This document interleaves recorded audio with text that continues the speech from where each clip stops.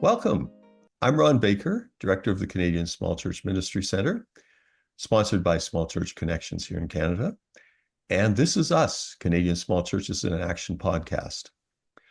I'm excited to have a guest today who I'm sure will have some background that is very familiar with me, both heritage but also life backgrounds. And I'm going to let her just introduce herself and pass on a little bit of where she's been in her ministry background and what she's doing currently. And we'll go from there. So take it away, Dana. We'll let you chat away here. Thank you. Thanks so much, Ron. So my name is Dana Friesen. I grew up as a child of a missionary and pastor. And my parents started out pretty early in my life in their ministry. I was 2 when we started our nomadic journey. That My sounds dad, pretty early. Yep. it was pretty early.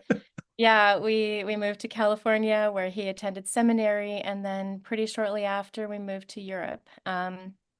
My parents learned German for a year in Germany before we moved to Austria, where he was the pastor of a tiny Mennonite church plant Hmm. in central Austria. So his job was to teach at a local Bible college, but also to mentor the leaders who were going to be taking over like the leadership of the church once my parents left. So we were there for about 5 years, and then my parents were working in a pastoral capacity at various churches between Ontario, Manitoba, and Saskatchewan. Mm-hmm. So we were kind of all over the place. I have a brother. We grew up, as pretty typical ministry kids, missionary kids and pastors' kids. Um, it gave us a sort of the uh, like a good perspective on the church, a healthy, I would say, interest in the church health and church family.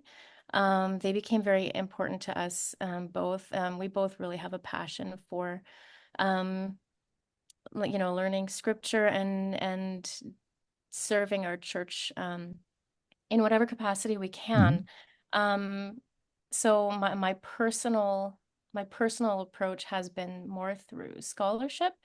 I was able through my university, my undergrad and graduate degrees to do a couple research projects that led to online ministry to missionary kids, and then Ah, later on a survey that I did with churches across Canada that looked at how they were serving or how they also struggled to serve yes. Yeah. members of their congregations who were experiencing a crisis or some type of challenge in their lives. So writing is the main way that I've been trying to serve, my own personal type of ministry that I feel called to do. So Mhm. that's what I've been doing at the moment. Otherwise, I'm a stay-at-home mom, currently homeschooling my son who's 12. Ah, So yeah, okay. For me, there's a lot of congruence with what you're doing, just because I love to write, and I've been a pastor and lived within that whole culture of the church over the years, and I love that you love research, and well, you did enough of research, and some of your research touched on what I would call you may call crisis times or out of sorts times that people are dealing with in the church. yeah. And how does a small church work with that? I'll start with the big questions and we'll maybe delve down a little bit. But how do we work with that sort of approach? And I know it's hard. It's challenging. When I did my survey of churches, now this was a while ago. This was back in 2009, roughly 2008, 2009. I sent out a survey, and about 200 churches helped by filling out the survey. Mhm. Um, a lot of them were from small churches. And uh, some of the limitations that they mentioned included, of course, resources.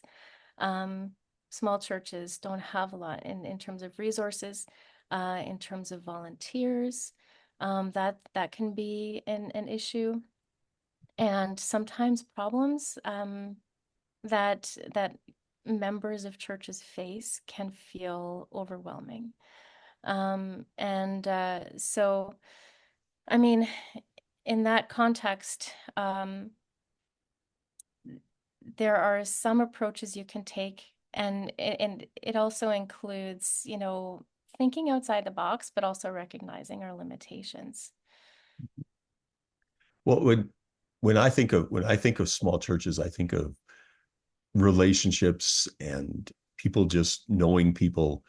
And in some ways, it's almost like the small church should be the best place for dealing with, well, particularly in your case and in my cases, I look to my parents, areas of dementia and Alzheimer's and that type of thing. Are we good at it? That's a good question. I think it really every situation is unique. So when it comes to, let's say, dementia, for instance, every situation is really unique. I'm speaking for myself now Mhm. before my family went through it. I had a very specific idea of what dementia was like. I expected it to be like the picture I had of, someone whose memory maybe was slowly fading, and they would become less active and less interactive with time, you know. And when my dad was diagnosed with early onset dementia, he didn't match that idea that I had in my mind Is at all. yes. You know, it was so he we only it's very difficult to diagnose dementia, and like health issues are in general it's not straightforward in terms of the challenges they bring, the way that they manifest in everyday life, and then how they interact with the person's personality, or the family culture, or there's so many ways that that someone's that every situation is just completely unique from the next. So my dad's example, we found out later on, many years later, like pretty much near the end of his life, that he actually had a type called Lewy body dementia with overlap with Parkinsonism. So he dealt Mm, with seizures, yeah. tremors, um, visual spatial disturbances, which affected his ability, like just something as simple as walking up and down stairs sometimes.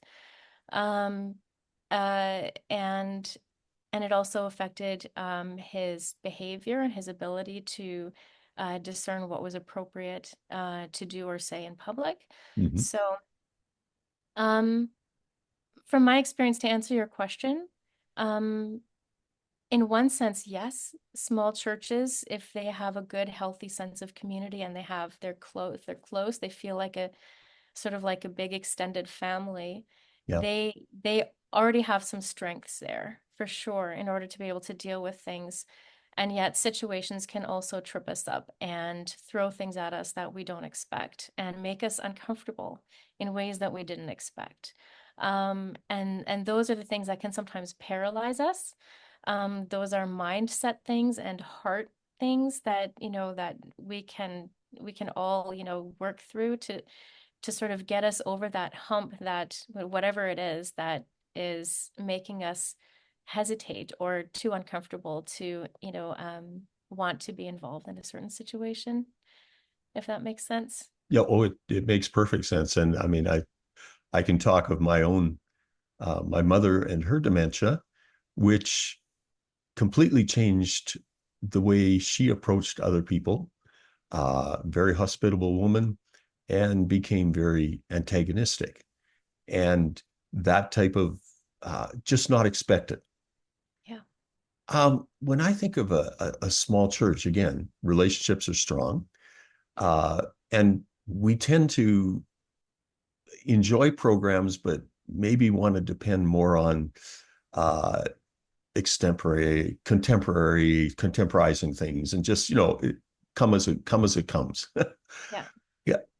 Is that a good idea? Or maybe there's a better way to approach things. Yeah. Yeah. In terms of depending on programs, there are pros and cons for Mhm. sure. And I mean, there are actually a lot of good examples from my parents, like the life that they had to adjust to when my dad got sick. We depended on quite a number of different types of programs. Um, and also they can be limiting, as you say. They can Mhm. be limiting. There are some cons. So like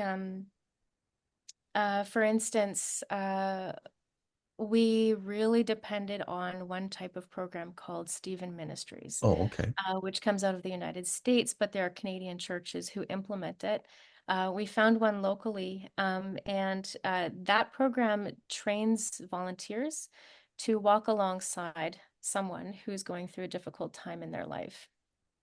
And they undergo quite a lot of training, actually. So the program helped us. It gave my dad someone he could call a friend for a good year. And this person had the training to sort of come in, expecting different things and knowing how to not specific to dementia, Hmm. but just knowing how to handle different hiccups or problems that might come up. This volunteer had the backing of the organization and their expertise in order to be able to handle different issues. Um, and he was just an answer to prayer for our family. So that's an example of a type of program that was really helpful to us. Um, where programs can sometimes sort of show their weakness is, um, and this happened to us both in terms of church programs and also programs in the community. Sometimes people, like my dad, for instance, didn't match the very specific mandate that the organization had laid out. They had a very specific mission and vision, which is necessary, of course, Yes. so that they don't overextend themselves and their resources, but they can also allow people to fall between the cracks.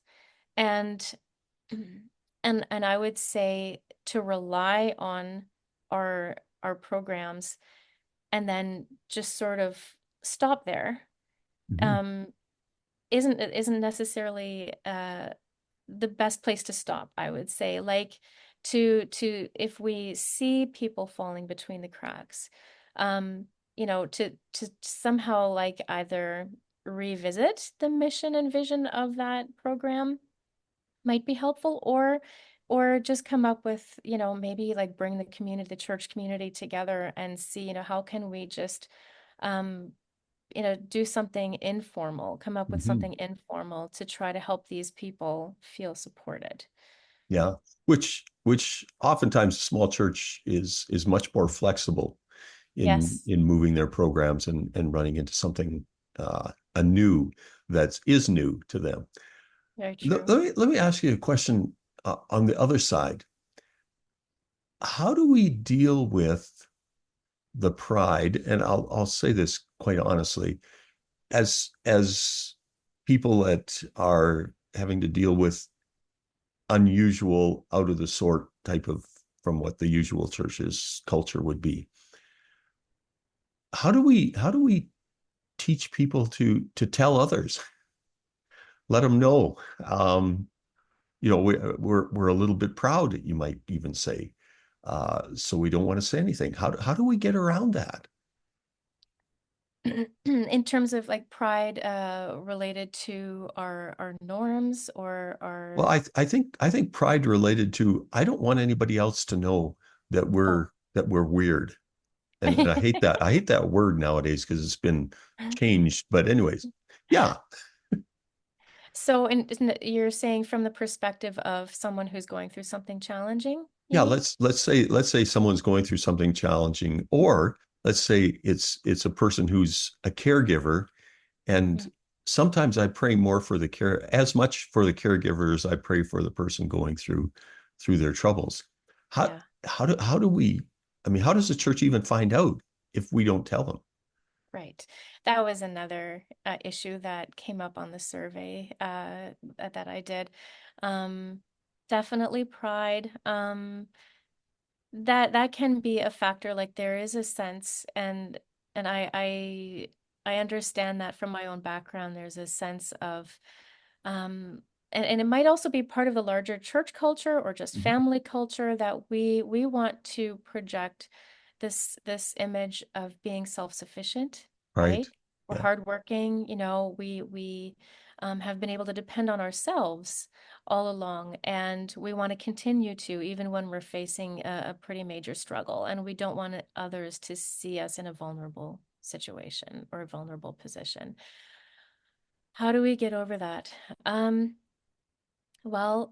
as far as it depends on us, like we really have to examine ourselves and our values in terms of um, and our beliefs too, like in terms of our faith. Do we believe that like what Scripture teaches about us depending on each other, about us being one body, right? About us um, mourning with those who mourn and Yeah. rejoicing with those who rejoice, right? Like we can't really mourn with those who mourn if they don't know what's going on in our lives and what our struggles are.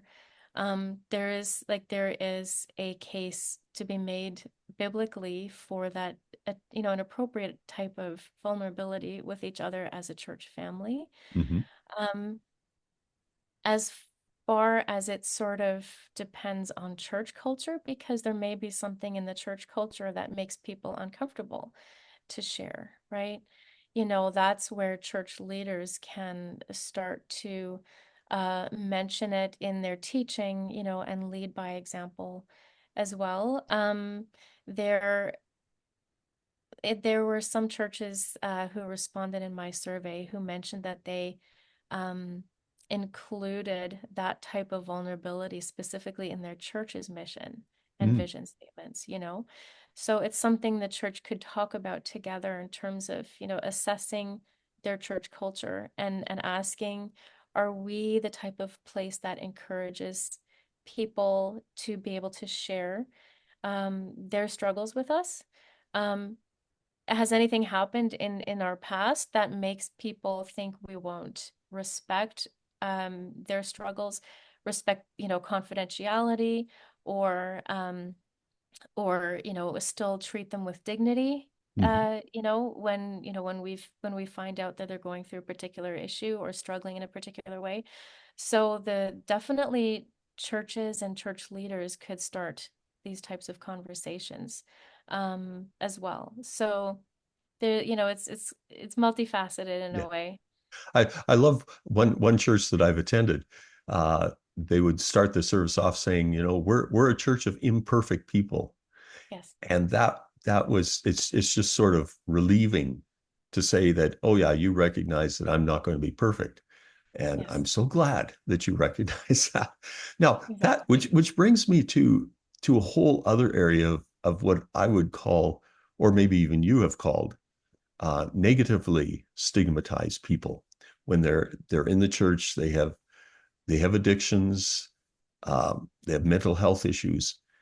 That's a whole other area of how do we deal with that? How do we include that? How does that become something that Yeah, works? that's difficult Hmm. because and that's also not my area of expertise, but I've spoken to a few church leaders who've talked about that Yeah. and how they've tried to address that. Um, and again, I think one something that all of us can work on is really just our own attitudes and beliefs Mm. about how we want to respond and how we want to include people who are hurting in different ways in Yeah. our church family. So that might mean dealing with our own discomfort with people who are just on a completely different track in their life than what we're familiar with, you know. Um, being uh, well, asking ourselves how we can become more comfortable with disruptions. Um, for instance, I attended a church years ago where someone who worked with adults with developmental disabilities, she brought some of her clients on Sunday mornings. And they weren't able to follow all of the norms, right? They weren't Hmm. able, they would not have been able you know, follow all the protocol of a church that's prim and proper with, you know, the appropriate times to sing and be quiet, you know, and to sit Hmm. still without movement. But in the particular church I was attending, it was just accepted as a given, you know, and um no one gave them the side eye. It was just absolutely part of the normal Sunday morning experience.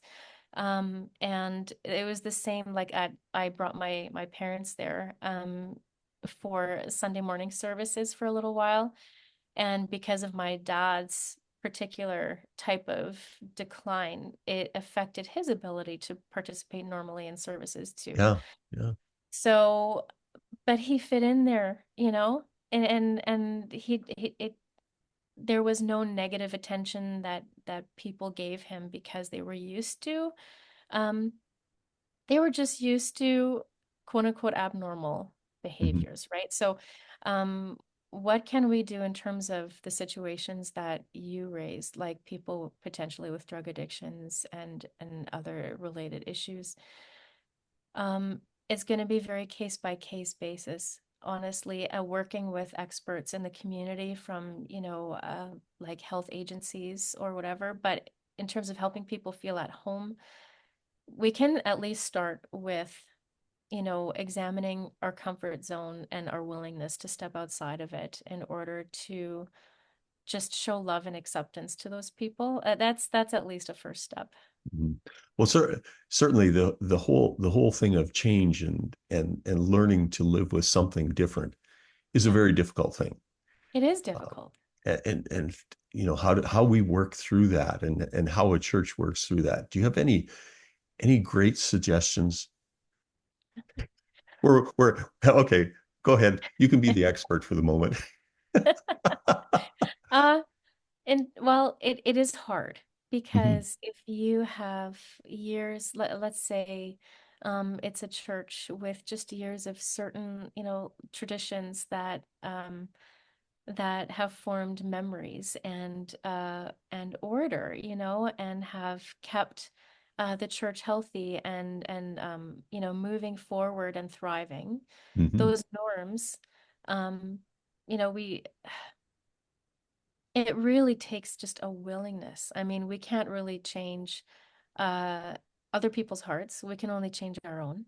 And it just takes a willingness. And so it starts small, like it really starts with prayer and it starts with Bible study and conversations, Hmm. um, and just raising awareness about this. And that, like, really, it starts one on one in that sense, just being able to have these discussions and then hopefully as a church family, you know, start to look at it together and um, look at things that we've been holding on to, maybe with a white knuckled grip that we can relax a little bit.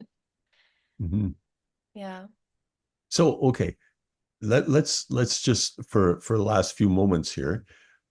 First, we'll jump to one thing, and that is if you had any particular resources, um, supports that you've run across that have been helpful. And I would say we've talked a lot about dementia, Alzheimer's, sort of that whole area. But I think it verges into many other areas in how we treat people and how we work as a church. Any particular resources or supports that you've run across that have been very helpful? So now, are you talking in terms of like outside supports and resources that the church can utilize, or resources and supports the church can create for Okay, let's do people? both. Let's start outside and then come inside. Okay. So, well, for instance, I mentioned Stephen Ministries. I mean, Oh, right. when we were going through our problem with like just how do we get through everyday life as caregivers, and with my dad and his situation that he was in at home, I did a lot of research for all kinds of like anything, any type of church ministry or outside organization, or even, government or a program that Mm. could help us out. But programs like Stephen Ministries, like you may not have heard of them, but there are really innovative programs out there to be found. And again, I was only looking like for programs related to dementia at the time, but um, definitely partner with health organizations in your area Hmm. that may Yeah. be able to meet the need of someone in your congregation. For instance, my like members of my parents' church reached out to the local Alzheimer's Society, and they did a workshop that gave them a bit of insight on dementia and the different types of dementia, how it sort of how it progresses, what caregivers go through, and so on and so forth, how to support people and like families in these situations. So, like these types of organizations in your community would be able to partner Hmm. with you to raise awareness and teach your church about a particular issue, and then they would be able to give good suggestions, which are also like specific to your area as Yeah. well, in terms of other resources that you can reach out for that will help address the issue that you're wanting to solve. So Hmm. those are some um, types of resources that I'm aware of. Some churches have been able to access funding, like different types of programming for like to set up a program in their congregation. So that's something that can be researched as well. Yeah. Yeah. In terms of programs that churches can develop for people in need, Hmm. um, there, like just off the top of my head, ones that I thought of included training workshops like the one I mentioned, Okay. um, uh, adding resources to the church library, if there is a church library, or just making certain types of resources, books or pamphlets available on a certain issue. um Visitation teams, um Oh, yeah. people, yeah, like Yeah. if there are people um who feel led to visit someone, let's say in the hospital, or in a nursing home, or to go for coffee, setting up visitation teams works. We had a family visit my dad in the nursing home once a week and do a devotion with him and pray with Hmm. him and stuff like that. It really touched us. So Yes. that makes a difference for sure. Um, Working with experts in a particular field, I spoke with someone, a mother of a little girl with Down syndrome, who said her church collaborated with a local organization to brainstorm how they could make their church services more flexible and more workable just Yeah. for Very their accommodating. family, Yeah. exactly, to accommodate them. So that is a lovely idea too. Meal delivery, of course, prayer chains, and uh, and so on. I mean, there are um, a lot of really neat ideas. I Mhm. would say um, sharing times in a church service can Mhm. also be a time to help connect people informally, and give members the opportunity to be the answer to someone else's prayer. Um, Yeah. I I've also heard of a church that uses an app that everyone has on their phones so that they can communicate with each other during the week, and in like, let's say if someone runs into an emergency Hmm. and they need help, right away, they can reach out to the whole church, and everyone is sort of connected together that way. Yeah. So yeah, that people are really creative, Yeah, and yeah, exactly. yeah. Let, So let it's let people be creative or exactly. use their gifts, get out there and yeah, yeah. You know Yeah. what? Our time's up. So the one It has to question by. the one question that I love to ask, and it is if you have one piece of advice, it doesn't have to be about what we've been talking about or whatever, but one piece of advice for a small church pastor or leader that you've garnered over the years and that comes to mind, what would that one piece of advice be? My dad was a pastor of several small churches, and I do remember as a pastor's kid seeing him is sort of like want to wear a lot of hats, and he was sometimes stretched in a lot of different directions. Um, I would say remember that as a pastor or as a church leader, you are equipping your congregation um, to be co-servants, right? To be co-workers in this ministry and in everyday life as we follow Jesus. We sort of we link arms and we sort of walk together and do the work together.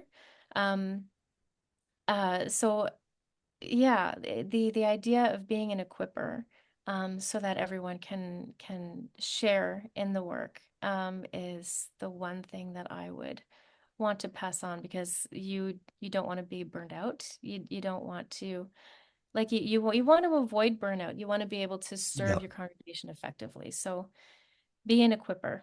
Hmm. I love it. That's perfect. Perfect. I I appreciate your willingness to share, to be vulnerable, to talk about uh, issues that I think small churches really have to deal with, and that's people Yeah. and having to deal with that. So thank you very much, Dana. This has been very enjoyable. Thank you very much.